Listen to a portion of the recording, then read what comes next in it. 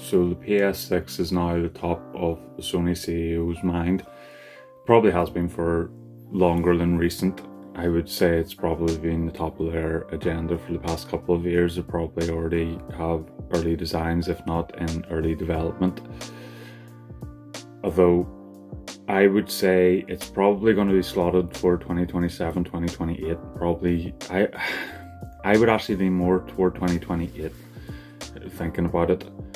Although, personally, I would prefer 2030, maybe even 2029, just so there's more of a focus to flesh out the PS5 generation with single player games, really give that their focus, have that sense of direction. We're going single player games, that's it.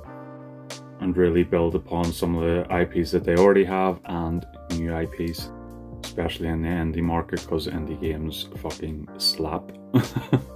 But the reason I'd like to see the PS6 coming out a bit later than the 2027 or 2028 is because I think we need fewer cross-gen games.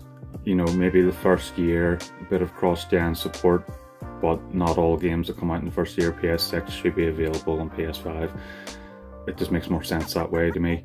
At the minute, most of the games on PS5, you could still have a PS4 version of them without massively downscaling. And I think that's something that needs to change. I think, PS5 games should be really utilising the hardware there. And if a game's made for PS5, it shouldn't be able to run on PS4 without being massively downgraded.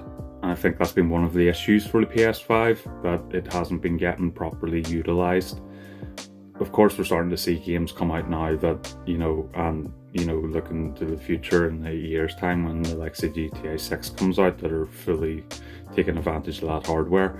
But I don't think Sony need to rush bringing out a new console, because there's not as much of a competition market now. Xbox are doing their own thing. They're not moving away from the console market completely, but they're focusing more on, the Netflix of gaming, essentially, having their games everywhere, and likewise having everybody else's games on their platforms. If the rumours are to come to fruition, they'll have Steam on their next console, which means you'll be able to play PS5 games, although they'll be massively delayed. It's usually a year or two before they release them on Steam.